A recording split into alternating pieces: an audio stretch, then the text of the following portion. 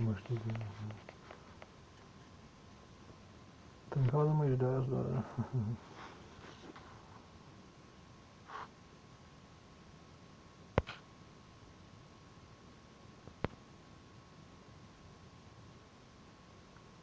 Ничего не понимаю.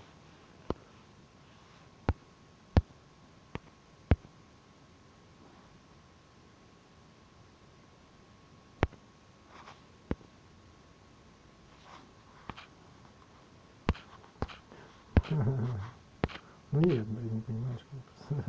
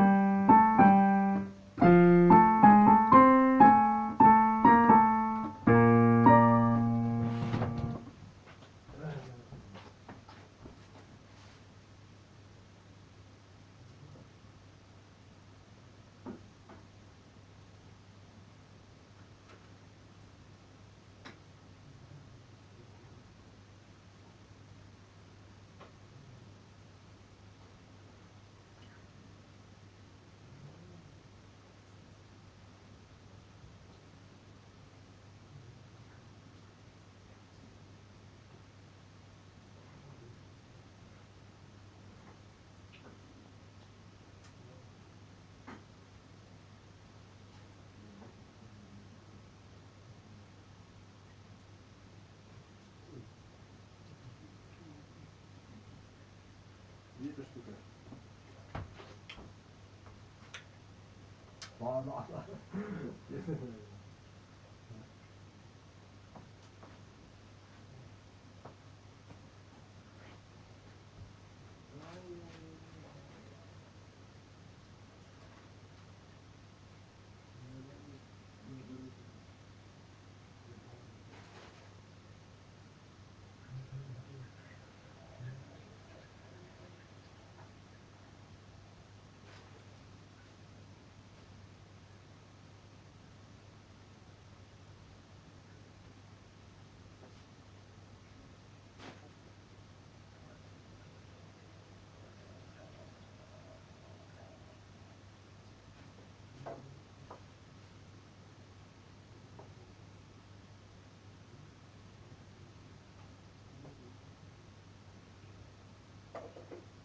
Разгрузиться можно.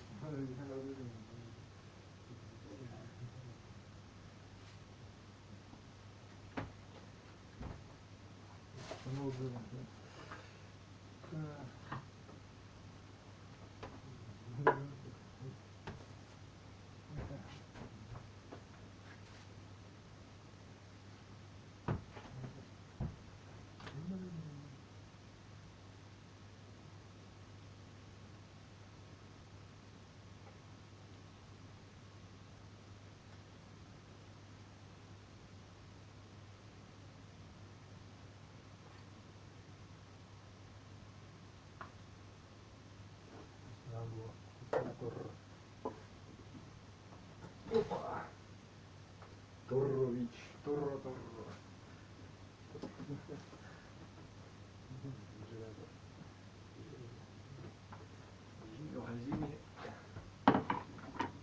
Китайцы сами делают. Круглый год, да.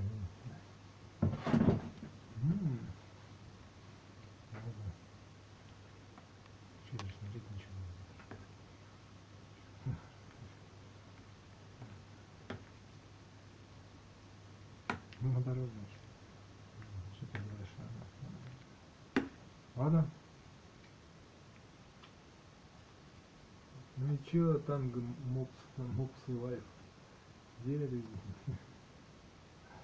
Чё, блин? Диспетчер, блин, ничего вообще.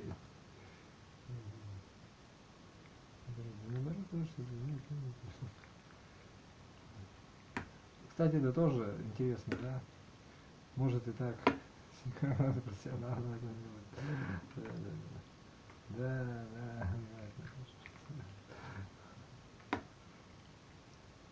Да.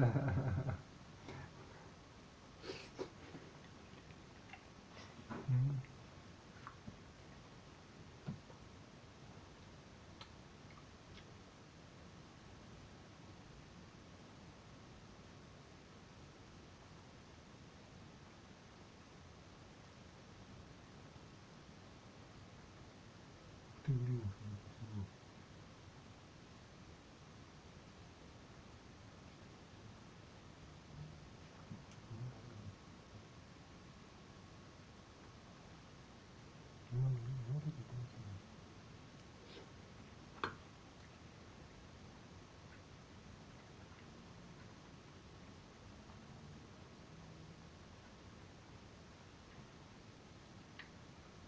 День.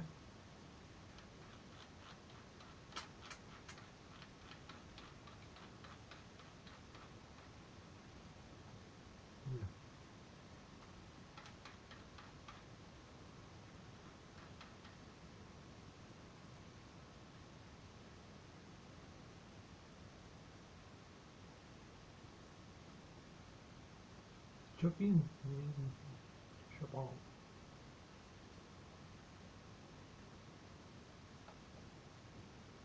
Ничего.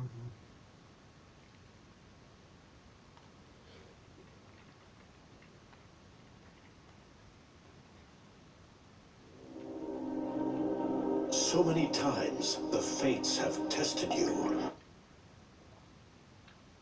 Вот это сделать, как сейчас. Хрен там плавал, получается.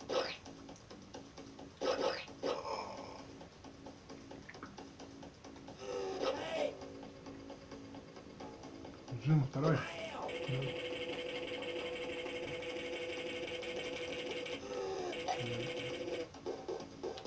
Причем нам кажется, что это нормально, понимаешь? Ну типа того. Глупо же. Ну, блин. Как же все плохо. Да. Вот это он сейчас сам накосячился. Это прекрасно, но меня он сейчас задолбит. Просто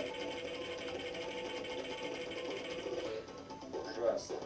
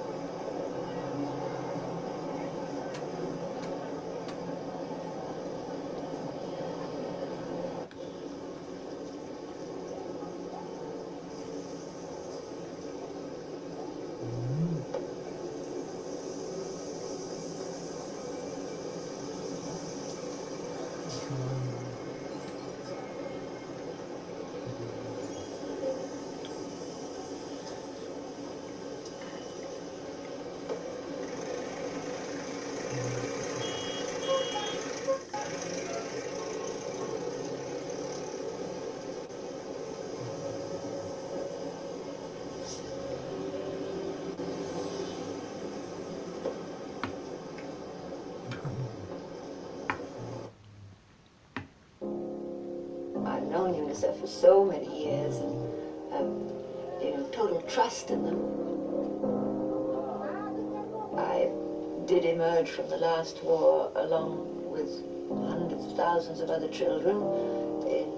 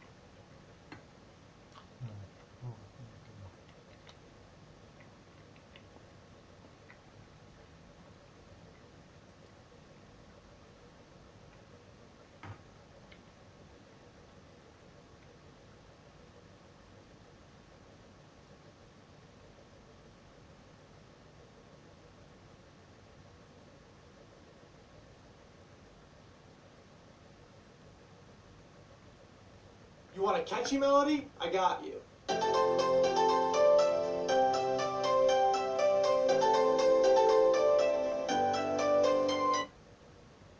you know how to play octaves at the piano at high speed?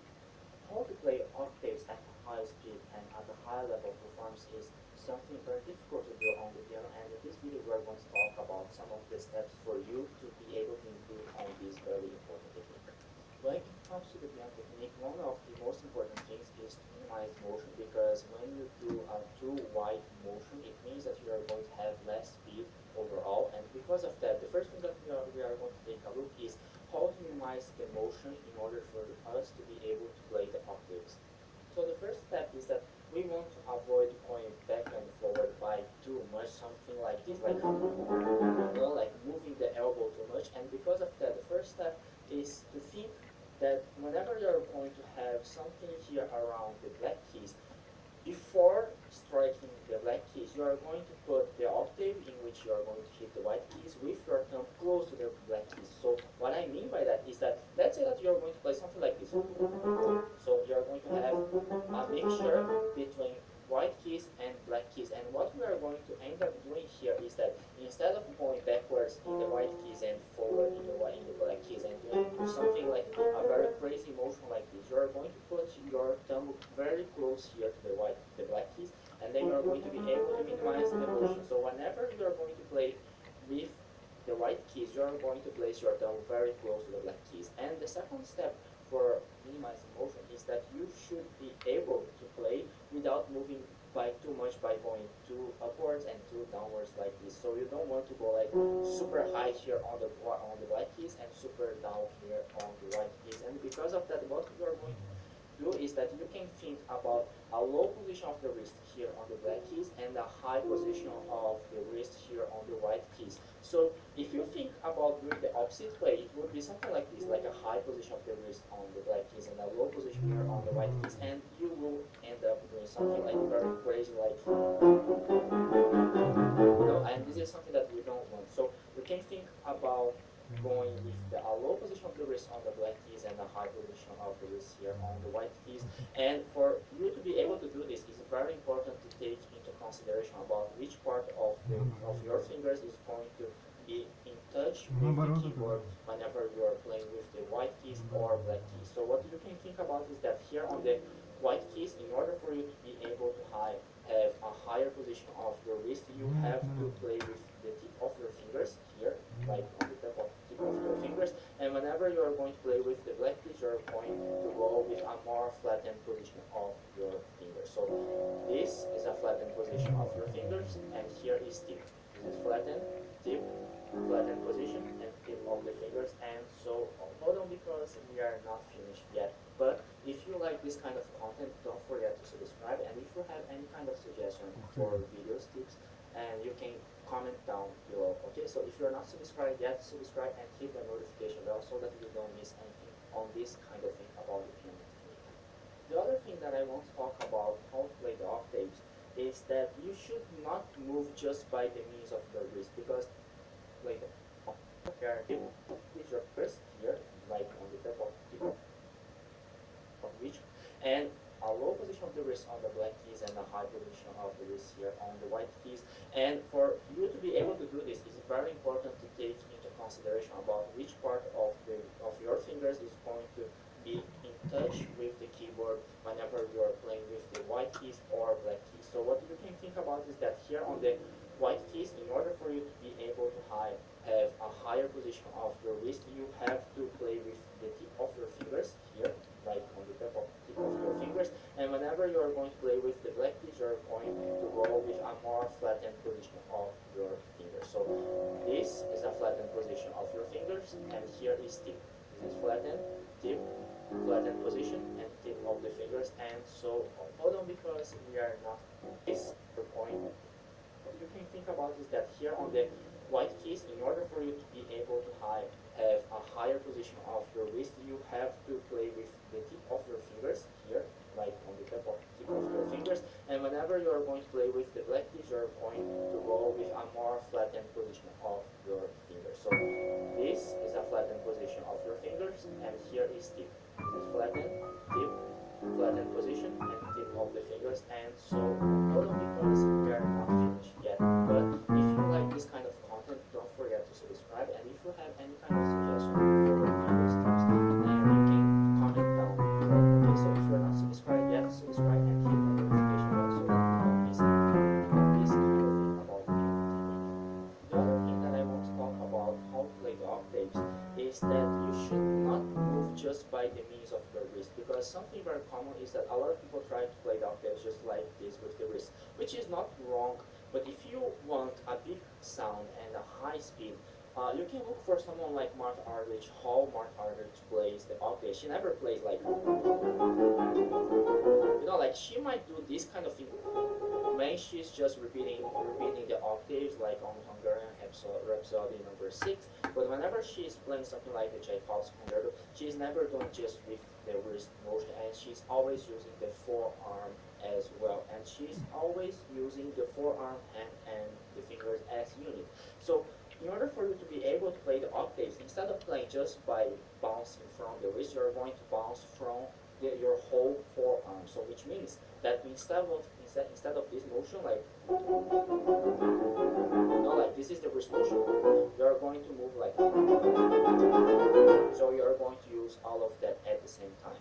And the other thing that you should consider here is that instead of opening your hands, you're going to close your hands. And this is very important, because when it comes to playing the octaves, you can see, you can watch someone like Maratovich or eVGENIY playing the octaves.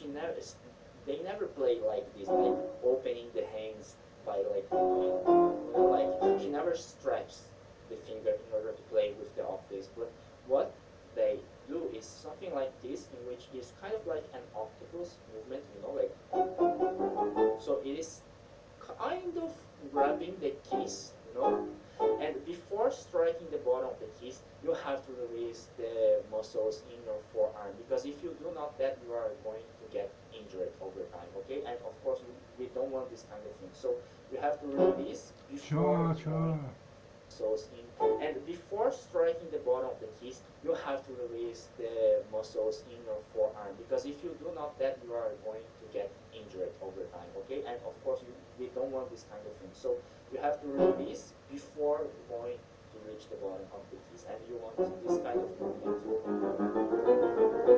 And if you watch eVGENIY, I think that it is a very good idea, because she really grabs the octave. If you enjoy this kind of content, so don't forget to subscribe, and make sure that you can watch more of those videos about techniques so that I can help you. And if you have any kind of comment, you can put down below. Okay, so see you next time. Bye.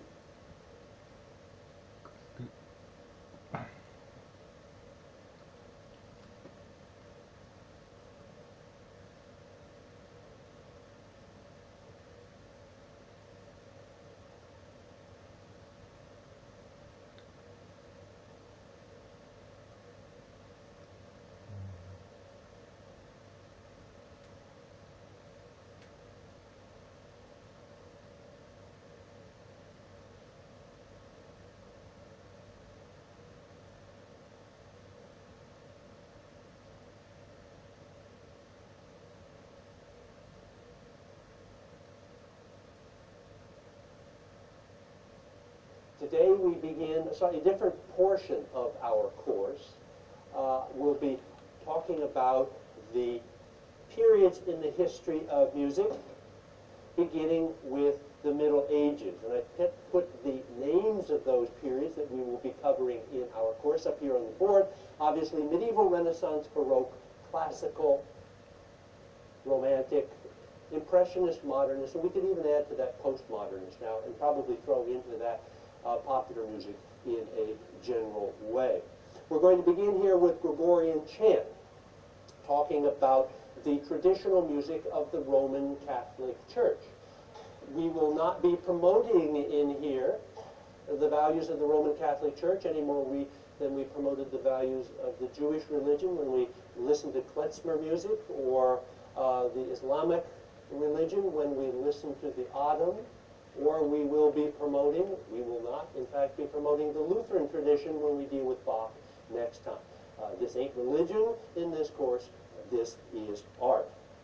So with that understood, let's begin with an introduction to medieval music, starting with Gregorian chant. What is Gregorian chant? Gregorian chant is the monophonic, one-line music. Whoops, I think I need to turn something on here, excuse me. Monophonic one-line music of the Roman Catholic Church as it existed from the time of the earliest church fathers up until the time of the Council of Trent. The Council of Trent, as you may know from your history courses, was a conclave held in the northern Italian town of Trento, Italy from 1545 to 1563, at which time they tried to combat the effects of the Protestant Reformation, instituting reforms within the church, purifying the existing Church of Rome, cleaning up the Catholic Church, in effect. Among the things that got purified were the art and the music. No more nudity was allowed in art, and any nudity that was already there in religious art was painted over. Any sort of secular tunes were taken out of the church. Snappy rhythms in church music were proscribed. What music was sung henceforth would be dictated by Rome. No more new chant was composed. So the composition of chant then began all the way back shortly after the death of Christ and continued into the 16th century. What we call Gregorian chant really went on for a period of 1,500 years. From this, it is obvious then that although it takes its name from Pope Gregory I, and you have his dates on the board over there, Gregory the Great, Gregorian chant had almost nothing to do with Gregory. Gregory was a church administrator, a writer of sermons, and an important theologian. But it's only an historical accident that he is associated with this vast repertoire of chant. Gregory had an influential biographer, John the Deacon, who ascribed perhaps more to Gregory than he actually accomplished. And generally speaking, in the Middle Ages, there was this tendency to ascribe to a single or a couple of male authority figures a lot more than they actually did. The point here is that Gregorian chant was being composed 500 years before Gregory set foot on this earth and nearly 1,000 years after. What's the purpose of Gregorian chant? What did it do? Well, it did two things. One, it communicated the message of the church. It allowed for the transmission of the word of God as they, the faithful, understood the word and understood God. And it transmitted the theology, the message of the church. Chant then was a medium for the broadcast, literally, the broadcast of the word. In a resonant acoustical environment, such as a stone or stucco church, one can project, one can impel a text better if you sing it rather than just simply declaim it as usual. I could say, for example, now let us read the epistle of the blessed apostle Paul to the Romans. But the text projects better if I sing it. Lectio epistolae Pauli ad Romanos. In that fashion. It goes out better, and it can reverberate better. Chant used for direct reading, directly communicating the text, was generally syllabic chant. Я, короче, да, то есть, это даже не важно, это просто часть вот, ну, бытия, тоже вот, они все умерли, кстати, эти люди. Понимаешь, если что. Нет, ну я ни к чему говорю, просто вот, ну как бы я просто к тому говорю, что они уже, они не очень умные были, когда ты там, или что-то, ну и, да, не лучше нас, может, они были. Или лучше, по идее, по логике, мы должны быть лучше них, вроде как уже. Ну, или опытнее уж точно. То есть, ну, да, суть, хуже ничего не становится. Становится только живучее и все, понимаешь? Да. Кто говорит, что хуже, они как бы не те, кто выживает. Это депрессивные вирусы, которые мужские, но они в депрессии, они в женских эмоциях находятся, в женских страстях, да, застряли, да. Да, то есть они себе новые не настраивают, да, то есть как себе так говорить нормально. Да, я просто имею в виду, что, ну то есть как бы, ну да, на штаммах просто нужно. Штамм.